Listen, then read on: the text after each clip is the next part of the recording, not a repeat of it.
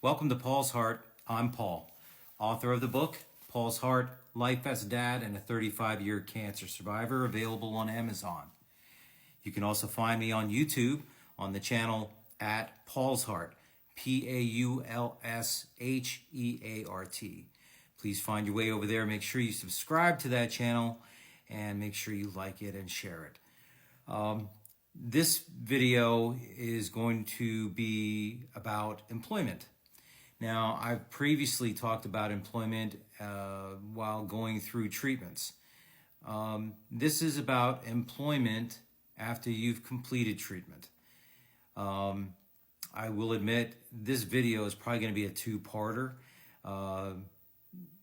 because even though I published this book a year ago, basically how I handled my situation back in the early 1990s, things suddenly took a turn over recent weeks, which have kind of nullified that chapter that I wrote. But for the purposes so that you can understand what I went through, at least this first part, I'm going to go through actually what happened to me in my own personal experience.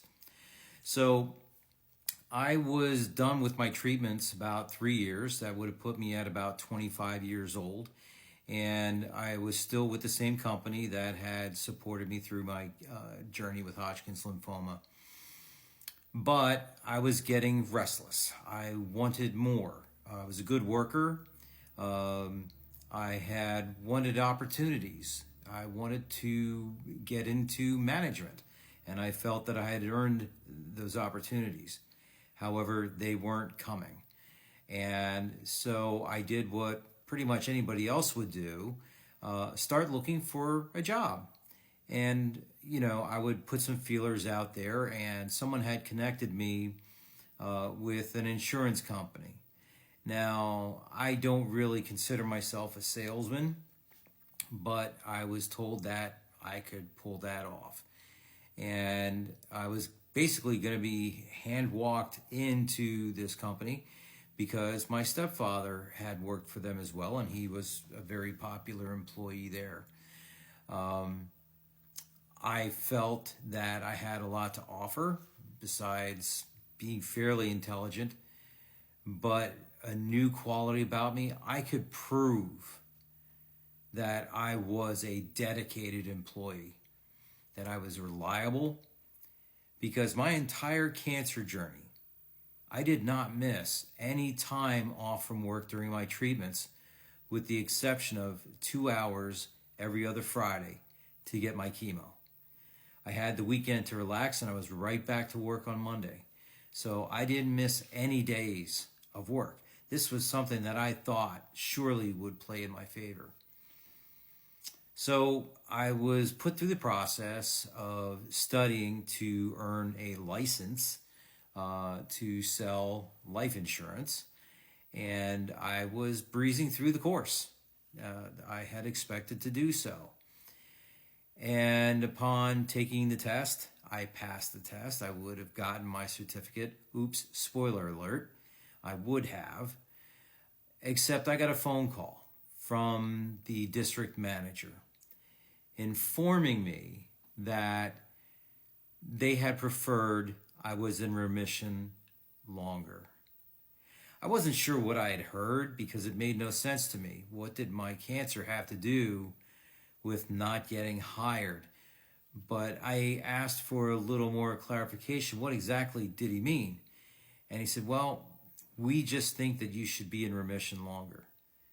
And I was thinking, what, 3 years isn't enough? Oh, wait a minute. They said longer. Like, how long? And he said, well, at least 5 years. Maybe you can look us back up again. That was my first experience with discrimination. I was floored. This was the first opportunity that I took to look for new work, and with a quality that I thought was going to be helpful to me, was going to be hurtful. And there was really no way to hide that I had had cancer at that point.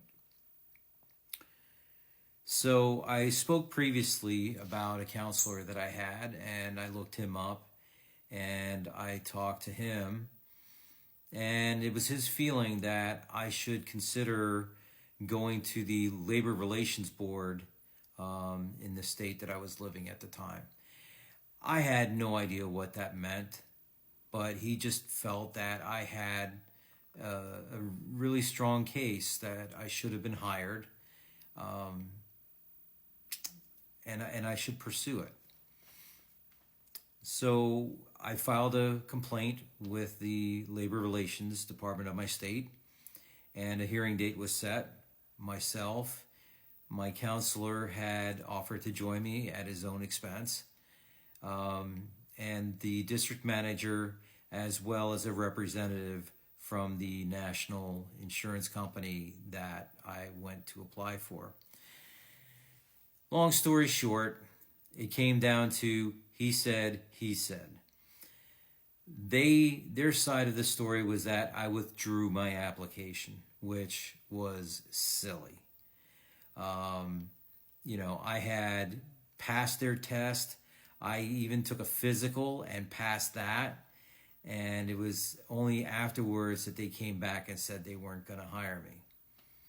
But they turned around and said that I withdrew my application. There was nothing in writing. So it was the big insurance company versus the little guy. And I lost. It was never about the money. I was fighting for something that I felt was right. And no sooner was my look of dejection sought, it was seen by the representatives from the Labor Relations Board. It was kind of a not so fast as the insurance company was getting ready to leave. At that point, they were informed that there was a new law that had recently passed called the American with Disabilities Act. And one of the stipulations in this act was that it would become illegal with the hiring practices of requiring someone to go through a health physical without the intention of hiring. In other words, I had to go through everything else first, and then on the condition of passing the physical, I would be hired. If I failed the physical, obviously I wouldn't be able to do the job. This was something that they would have to change not only in their local manual, but nationwide. I won because I knew that they would no longer be able to discriminate against anybody who had cancer, really any kind of illness. They would no longer be able to turn somebody down because they had some serious chronic illness. Now, that wouldn't be the first time that I'd run into discrimination, but I did not expect what happened in the last 2 weeks to occur. And I'm going to go over that in part 2 of this video series. Until next time, this is Paul's Heart.